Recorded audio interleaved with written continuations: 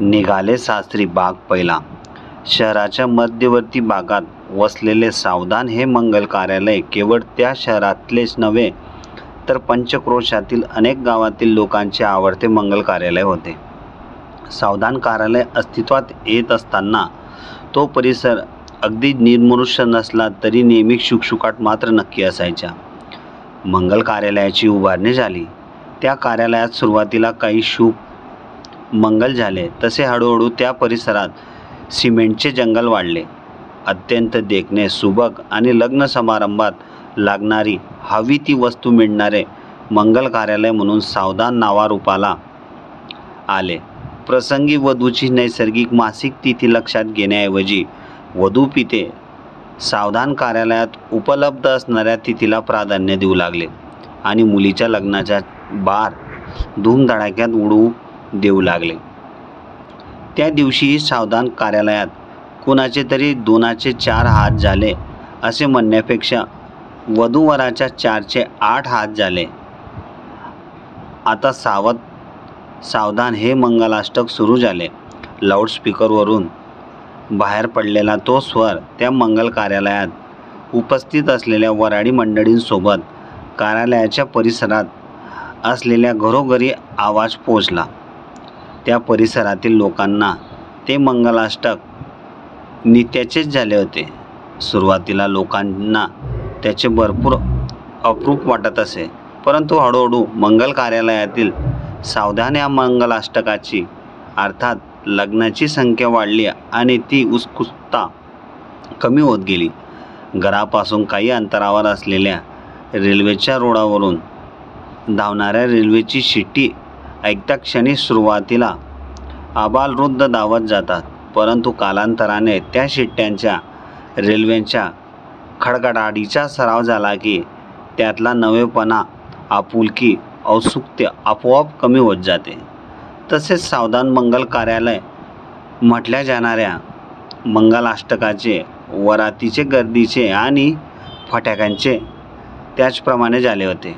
त्या कार्यालयापासून हाकाच्या अंतरावर दयानंद पंचगिरी यांचे घर होते. सेवानिवृत्त झालेल्या पंचगिरी यांनी 4 खोल्यांचे घर बांधले होते. पंचगिरी साठीकडे झुकत होते, परंतु गेली काही वर्षे ते छाया नावाच्या त्यांच्या मुलीच्या लग्नासाठी झुरत होते. त्या दिवशी सकाळी पंचगिरी एका वरपित्याकडे गेले होते. 2 दिवसापूर्वी मुलाकडील मंडळी छायाला बघून गेली होती. दाखवादाखवीच्या कार्यक्रमानंतर वाट होती ती निकालाची. जणू मतदानच. उमेदवारांना मतमोजणी आणि निकालाची प्रतीक्षा असल्याप्रमाणे घरातील सारे जण जणू डोळ्यात प्राण आणून पंचगिरी परत येण्याची वाट बघत होते. छाया कावरीबावरी होऊन चंचल नजरेने दाराकडे पाहत होती. कुठे कशाचा आवाज झाला, कशाची चाहूल लागली की बाबा आले या आशेने ती बाहेर बघत होती. परंतु प्रत्येक वेळी तिच्या पदरी निराशाच पडत होती.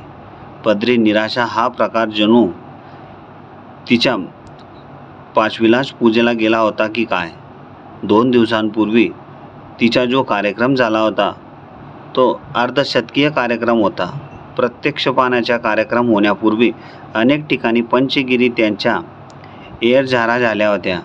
गेली 5-6 वर्षे छाया सातत्याने त्या प्रकाराला एक प्रकारच्या अग्निदिव्याला सामोरी जात होती. शनिवार रविवार बहुतेक कार्यक्रम होत असले तरीही मुलाकडील मंडळींची इच्छा पाहता कोणत्याही दिवशी आणि कोणत्याही वेळी ती नटून थटून सजून धजून मुलाला सामोरी जात होती. अगदी अमावस्या आणि व्यक्तिपाताच्या दिवशीही काही कार्यक्रम पार पडले होते. सततच्या येणाऱ्या नकारांमुळे पूर्वी असलेल्या छायाचा उत्साह, आशा मावळत चालली होती. सातत्याने मिळणारा नकार तिला निरुत्साही करीत असे. एक उपचार, सोपस्कार याप्रमाणे ती त्या लोकांना त्याच्या त्याच प्रश्नांना आणि नजरांना सामोरी जात होती.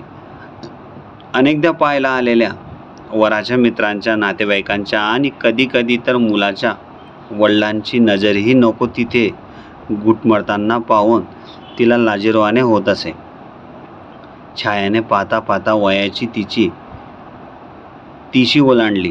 सौंदर्याचा विचार केला तर 100 मुलांचे 16 पण 10 मुलींमध्ये ती नक्कीच उठून दिसत होती. रंग गोरा, नाकी डोळी नीटच, भरल्या अंगाची नसली तरी कृशही नव्हती. नजरेस भरलीत अशी शारीरिक मापे होती. चष्मेबद्दूर नव्हती. कान तसे तिखटच होते. केस लांब सडक होते. पदवीधर असूनही राणी साधी आणि आकर्षक अशी होती. परंतु का कोण जाणे तिच्या कुंडलीतला तो काही केल्यासमोर येतच नव्हता. आला योग आला. या मुलापाशी येताच वंश संशोधन संपेल अशी आशा निर्माण होत असताना पाठोपाठ निराशजनक उत्तर मिळत असे. योग नाही हे नेहमीचेच उत्तर ओकारासाठी तणमणणाऱ्या कानावर पुन्हा पडायचे. आकाशात गिरट्या घालणारे मनपाखरू दुसऱ्या क्षणी पंख कापलेल्या पक्षाप्रमाणे तडफडत खाली यायचे. पाहण्याचा कार्यक्रम झाल्यानंतर पडणारे स्वप्न एका क्षणात भंग व्हायचे. शेजारच्या सावधान मंगल कार्यालयातून आता सावधान हे मंगलाष्टक छायाच्या कानावर पडतच ती कावरीबावरी झाली. वधूच्या वेशात ते मंगलाष्टक आपण जमिनीकडे बघत लाजून चूर होत ऐकावे. ऐकताना मधूनच छोट्या नजरेने जन्मोजन्मीच्या साथीदाराकडे पाहावे. नजर होताच पटकन नजर चुकून पुन्हा खाली पाहावे. अशा क्षणाची छाया वाट पाहत होती. परंतु योग जवळ येऊनही जुळून येत नव्हता. वेळ साधली जात नव्हती. काही दिवसांपासून मंगलाष्टकाचे मंजूळ स्वर कानी पडले की छायेचे डोळे भरून येत होते. त्या दिवशी तसेच झाले. दिवाणखान्यात छाया, तिची आई, तिची अलका नावाची बहीण आणि बाई या नावाने परिचित असलेली तिची आत्या अशा साऱ्या बसलेल्या असताना सावधान मंगल कार्यालयातून मंगलाष्टकाचा आवाज ऐकू आला. डोळे भरून आलेल्या अवस्थेत छाया गलबलीने उठून तिच्या खोलीत गेली. तिच्या आईने आणि अलकाने तिच्या अचानक निघून जाण्याचे कारण ओळखले. परंतु काही दिवसांपूर्वी त्यांच्याकडे राहायला आलेल्या बाई आत्याला मात्र काहीच बोध झाला नाही. आत्याने विचारले, अलके, ही छाया अशी का उठून गेली इथून? आता तर छान व्यवस्थित बसली होती, मग अशी का निघून गेली? काही झालं का तिला? अहो वंश, सहजच असेल, छायाची आई वेळ निभावून नेण्याच्या उद्देशाने म्हणाली. परंतु बाई पटकन म्हणाली, सहज कसं? तिच्या डोळ्यात पाणी होते. तिकडून दयानंदाचा काही फोन आला का? वंश, तसं काही नाही हो. आजकाल हे शेवटचे मंगलाष्टक ऐकू आले ना की छाया अशीच दुखी कष्टी होते बघा. लगेच डोळे भरून येतात. काय करावे ते सुचतच नाही. सरस्वती, अगं साऱ्या योगायोगाच्या गोष्टी आहेत. योग आला ना तर 8 दिवसात आपली छाया 7 समुंदर पार जाईल बघ. मधुचंद्रासाठी असते एखाद्याची बाशिंग जड असते. होईल, सर्व व्यवस्थित होईल. वंश, जड म्हणता 5-6 वर्षे गेली बघा. केव्हा जुळेल ते काही सांगता येत नाही. सरस्वती निराशेच्या सुरात म्हणाली, अगं जन्माला येणाऱ्यांची जोडी स्वर्गातच ठरलेली असते, पण त्यांना एकत्र येण्यासाठी यावी लागते योग्य वेळ. आज ना उद्या छायेचाही जोडीदार असा छायेला शोधत येईल. बघ किती दिवस लपून बसणार आहे.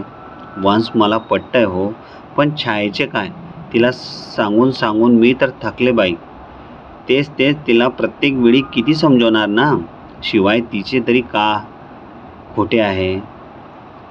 तिशी गाठली पुरीने. वंश, तिच्या मैत्रिणींना 2-2 मुलं झाली. आता मी आले ना, मग सारं चांगलं होईल बघ. वंश, तुमच्या पायगुणाने आज हे होकार घेऊन येत दिसतील वाटतं.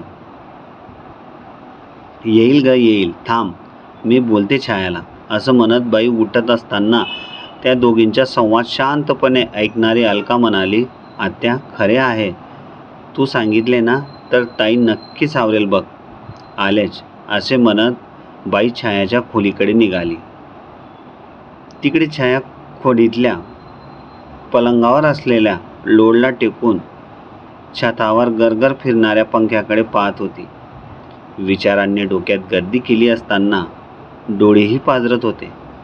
एक ना अनेक प्रसंग तिच्या मनःचक्षू समोर तरळत होते. किती नकार मिळत होते बरे. मिळालेल्या नकाराची कारणे तरी किती मिळमिळीत, वरवरची आणि तकलादू होती.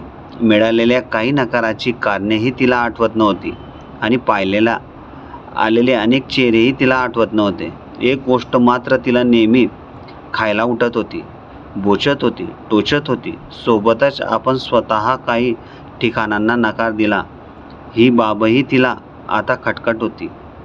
2-3 ठिकाणी मिळालेला होकार छायाने नकारात बदलला होता. आता तिला तो स्वतःचा मूर्खपणा वाटत होता. होकार दिलेल्या मुलांपैकी कुणा एकाच्या गळ्यात वरमाला घातली असती तर आजवर ती संसारात मस्तपैकी रमली असती. एखादे सुंदर गोंडस मादळ फळही तिच्या संसारवेलीवर उगवले असते. पण वेळ निघून गेली होती. स्वतःहून स्वतःचा कपाळकंटेपणा जगजाहीर केला होता. त्यानंतर तिला सातत्याने नकारच मिळत होते. मिळणाऱ्या नकाराची कारणेही तिला मुकपाट झाली होती. वधूवराचे एक गोत्र, एक नाड, एक गण अशा काही कारणांमुळे वधूवर एकमेकांना सामोरे जाण्याचे सारे रस्ते ब्लॉक होऊन जात असत. परंतु त्यामुळे 1-2 असे पुढील सारे सोपस्कार म्हणजे वेळ, खर्च वाचवत असे. मात्र त्यातही काही वेळा वेगळेच प्रकार घडले. अमित नावाच्या व्यवसायाने शिक्षक असलेला एक मुलगा छायास बघायला आला. जणू पर्यटन स्थळी गेल्याप्रमाणे 10-12 जणांचा जूम एका सायंकाळी छायाला पाहण्यासाठी पंचगिरी यांच्या घरी दाखल झाला. बघण्याचा कार्यक्रम छान झाला. मुलाची आणि कंपूची देहबोली सकारात्मक वाटत होती. त्यामुळे हा मुलगा आपणास पसंती देईल असे छायाला मनोमन वाटत होते. 2-3 दिवसांनी दयानंद निरोप घेण्यासाठी मुलाच्या घरी पोहोचले. नमस्काराचे आदानप्रदान होताच मुलाचे वडील त्यांना म्हणाले, मी आज तुम्हाला फोन करणारच होतो. बरे झाले तुम्ही आलात. हो का? असे म्हणणाऱ्या पंचगिरींच्या आवाजात उत्सुकता होती. त्यांनी आषाढभूत नजरेने मुलाच्या वडिलांकडे पाहिले. त्यांना मनातल्या मनात होकाराची इच्छा होती. त्याचे काय आहे पंचगिरी साहेब? मुलाची अशी इच्छा आहे की अंतिम निर्णय घेण्यापूर्वी पुन्हा एकदा मुलीची भेट घ्यावी. आता तुमची संमती असेल तर मुलाचे वडील म्हणाले, ठीक आहे, आमची काही हरकत नाही. मनात पेटलेल्या आशेच्या टिपकात जणू जीवनदान मिळत होते. फडफडतानाही तो स्थिरावल्यागत वाटत होता.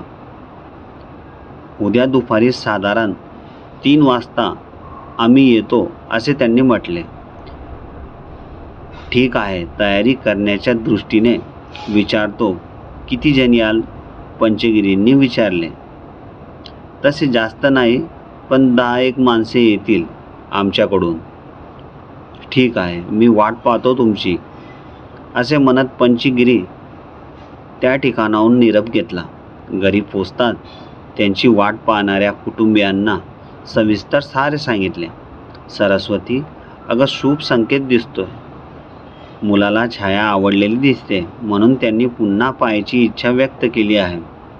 तसे नसते तर आत्ताच नकार दिला असता त्यांनी माझ्यासोबत. ते बरोबर आहे हो. पण सरस्वती शंका व्यक्त करीत असताना दयानंद तिला म्हणाले, अगं आता पण बिन काढू नकोस. आपली मुलीकडची बाजू आहे. आपल्याला काही म्हणता येत नाही. 10 लोक येतील. तयारीला लागा सर्वजण. तयारी करता येईल हो, पण 10 माणसे म्हणजे जरा अतिच झाले हो. मुलीकडील बाजू असली म्हणून काय झाले? आतापासूनच ही मंडळी अशी त्रास देणार असेल तर पुढे लग्नप्रसंगी किती अडलतट्टीची भूमिका घेतील ते काय माहिती तुम्हाला?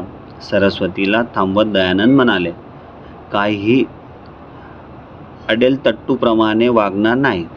आजकालच्या पोरांचे हे नवीन खुडा आहे. जाऊ दे, बघू काय होईल ते. सध्या तरी त्यांचा प्रस्ताव स्वीकारावाच लागेल. दयानंद सांगत असताना छाया तिच्या खोलीत गेली. वडिलांचे बोलणे ऐकून तिची आशा बळावली होती. उद्या येणारा अमित नक्कीच पसंती देईल. पहिल्या फेरीत पसंतीचे मत असल्यामुळे त्याने पुन्हा भेटायची इच्छा व्यक्त केली आहे. एकंदरीत छायाला अंतर्बाह्य होकाराची चाहूल लागलेल्या मुळे ती सुखावली होती. एका वेगळ्याच संवेदनेने तिच्या शरीरात संचार सुरू केला. एक प्रकारची हुरहुर तिला लागली होती. दुसऱ्या दिवशी दुपारचे जेवण होताच थोड्याच वेळाने सर्वांनी आवराआवर सुरू केली. तसे पाहिले तर त्या सर्वांना ती तयारी, तो प्रसंग नवीन नव्हता. ते सोपस्कार नित्याचेच झाले होते. अंगवळणी पडले होते. यंत्रवत सारी आवराआवर झाली. परंतु त्या दिवशी छायासोबत सर्वांमध्ये वेगळाच उत्साह संचारला होता. कदाचित भविष्यातील होकाराची कुणकुण सर्वांना जाणवत होती. छायाही अगदी मन लावून नटली होती, सजली होती. वारंवार आरशातील स्वतःला छायेला पाहून आश्चर्यचकित होत होती ती स्वतः. सरस्वती, झाली का ग तयारी? अगं 3 वाजत आहेत. पाहुणे केव्हाही येतील बरे. दयानंद म्हणाले. झाली, सगळी तयारी झाली. का हो, त्यांचा होकार असेल ना हो? म्हणजे काल प्रत्यक्ष चर्चेतून, त्यांच्या हावभावातून, देवबोलीतून तुम्हाला काही जाणवले का?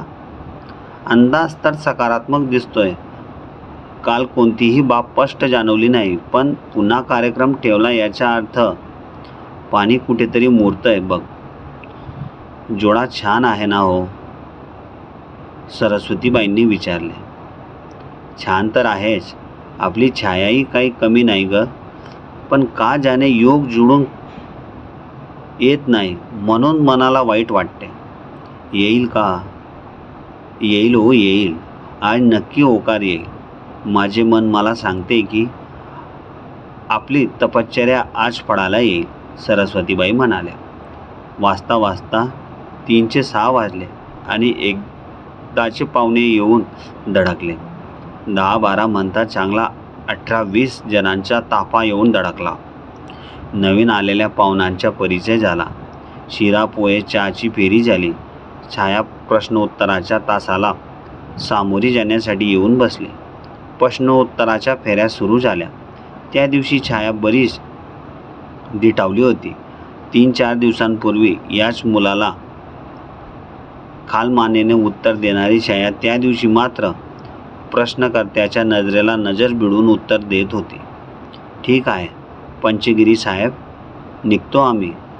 उद्या सकाळी फोन करतो, असे म्हणत मुलांच्या वडिलांनी सर्वांचा निरोप घेतला. छाया स्वयंपाकघराच्या दाराआड उभी राहून पाहत असताना तिची अमितशी नजरानजर झाली. तशी छाया लाजून बाजूला झाली. त्या रात्री जणू छायेच्या झोपेत स्वप्नांची लढ लागली. एकामागोमाग एक सुंदर स्वप्ने तिला रात्रभर पडत होती. अर्थातच तिच्या स्वप्नातला राजकुमार अमितच होता. दुसऱ्या दिवशी सकाळी छाया जरा उशिराने उठली. रात्री उशिरा झोप लागल्यामुळे आणि स्वप्नांच्या दुनियेत बराच वेळ विहार केल्यामुळे सकाळी लवकर जाग आली नाही. ती उठून तयार होऊन बाहेर आली आणि दिवाणखान्यातील फोन वाजला. सरस्वतीबाई देवपूजा करीत होती. फोनची घंटी ऐकल्याबरोबर तिने देवाला हात जोडले आणि म्हणाली, सर्व ठीक होऊ दे रे देवा. देवा, होकारार्थी फोन असू दे. बरे, लगेच 101 रुपयांचे पेढे वाटते हो. ती प्रार्थना ऐकणाऱ्या छायेचेही हात आपोआप जोडले गेले. बाहेर दिवाणखान्यात बसलेले पंचगिरी यांनी आकाशाकडे बघत हात जोडले. फोन उचलून म्हणाले, हॅलो, नमस्कार, मी पंचगिरी साहेब. आमचा तसा होकार आहे. पण काय? पंचगिरींनी हलकेच विचारले. होकार देण्यापूर्वी एका गोष्टीची खातरजमा करायची आहे म्हणून फोन केला होता तुम्हाला. खातरजमा? ती कोणती? विचारा ना, पंचगिरी म्हणाले. त्याचे काय आहे पंचगिरी साहेब? मी पत्रिका गोत्र पाहण्याच्या मुळात विरोधात आहे, पण आमच्या सौभाग्यवतींचा तसा हट्ट आहे हो. आपल्या पुरुषांच्या सकारात्मक विचारसरणीला अडसर कोणता असेल तर तो बायकोच्या नकारात्मक विचारांचा. शिवाय काल तुमच्या घरून परतलो आणि बायकोने अमितची पत्रिका काढून पाहिली. पत्रिका, लग्नपत्रिका?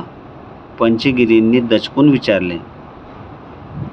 अहो नाही हो, जन्मपत्रिका काढून पाहिली. त्यात लिहिलंय की? काय लिहिलंय त्यात? पंचगिरींची धाकधूक वाढली होती.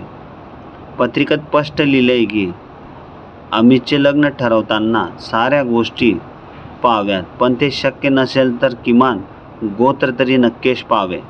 त्याशिवाय पुढली बोलणी करू नये. तेव्हा म्हटलं गोत्र तरी पाहूया. दयानंदजी, तुमचे गोत्र काय हो? अहो आमचे गोत्र ते आपले भारद्वाज आहे. पंचगिरींच्या आवाजाला कंप स्पष्ट जाणवत होता. भारद्वाज? बापरे, सगळाच गोड झाला की. काय झाले हो? पंचगिरींनी अत्यंत काळजीने विचारले. काही विशेष नाही, आमचेही गोत्र भारद्वाजच आहे. तेव्हा माफ करा, योग नाही हो, असे म्हणून तिकडून फोन बंदही केला. पंचगिरींनी जड अंतःकरणाने फोन खाली न ठेवला की शेजारी उभी असलेल्या सरस्वतीबाईंनी घाबरलेल्या अवस्थेत विचारले. का हो, काय झाले? होकार आहे ना त्यांचा? तसा त्यांचा होकारच होता, पण गोत्र आडवे आले. एक गोत्र आहे. तेव्हा पंचगिरी बोलत असताना कानात प्राण आणून ऐकणारी छाया पडतच तिच्या खोलीत गेली. पाठोपाठ अलकाही गेली.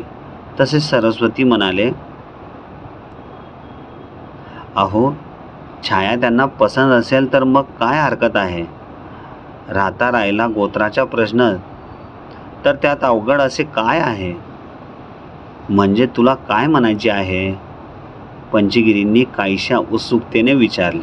अहो छायेला कुणाच्या तरी ओटीत घालू दत्तक देता येईल म्हणजे तिचे गोत्र बदलेलच की. अगं पण हे कसं शक्य आहे? का शक्य नाही? शेजारच्या जोशांकडे अशीच परिस्थिती उद्भवली होती. तेव्हा गुरुजींनीच हा मार्ग सुचवला होता आणि जोशांनी विधिवत मुलीच्या तिच्या मामाच्या ओटीत घातले. त्यानंतर धूमधडाक्यात लग्न लागले. अगं पण ती मंडळी तयार होईल का? न व्हायला काय झाले? फोन लावून विचारा तर तुम्ही. गरज आपल्याला आहे. आपली मुलगीची बाजू पडली ना, म्हणून आपल्यालाच गरज आहे हो. विचारा ना तुम्ही, सरस्वती म्हणाली आणि पंचगिरींनी साशंक अवस्थेत फोन लावला. हॅलो, मी पंचगिरी बोलतोय. एक विचारायचे होते. हा बोला बोला साहेब बोला. मी यासाठी फोन केला की प्राता परिस्थितीत काही मार्ग काढता येईल का? सारे मार्ग कुठले असताना आपण मार्ग काय काढणार? मुलामुलींचे गोत्र एकच याचा अर्थ कळतो काय तुम्हाला? चांगली मुलगी आहे म्हणून आम्ही सारे खूप आनंदात होतो हो, पण गोत्र एक आल्यामुळे मनाला थोडं वाईट वाटतंय. बरोबर आहे, पण असे असेल तर आम्ही मुलगी आमच्या एखाद्या नातेवाईकाच्या ओटीत देतो, रीतसर दत्तक देतो. मग गोत्राचा प्रश्न उरत नाही ना. पंचगिरी अशा धातुरमातुर उपायांनी का कूड बदलणार आहेत की शरीरातील रक्त बदलणार आहेत? तिच्या रक्तात तर शेवटपर्यंत पंचगिरींच्या रक्ताचे अणुरेणू असणार आहेत ना. कशासाठी भलतेच निर्णय घ्यायचे? उद्या काही बरे वाईट घटना घडली म्हणजे तेव्हा? सॉरी, असे काही ठणकावून सांगत त्यांनी फोन बंदही केला. 21व्या शतकात ही मंडळी गोत्र नाड अशा गोष्टींना कवटाळून बसतात ही आश्चर्याची गोष्ट आहे. सुरुवातीला तर आम्ही किती सुधारणावादी आहोत अशा खुडचट कल्पनांना धारा देत नाही. असा आव आणतात. अगोदर एकदा नाही तर 2 वेळा कार्यक्रम घडवून आणला. दोन्ही वेळा मिळून 25 माणसे घेऊन आली. काय ते आधी ठरवून सारे पाहूनच मग पुढले पाऊल टाकावे ना, पण नाही. आणि आव आणायच्या सुधारणावादी पंचगिरी कुरकुरत म्हणाले आणि आत निघून गेले. कथा आवडली असेल तर नक्की लाईक, शेअर, सबस्क्राईब करा. धन्यवाद.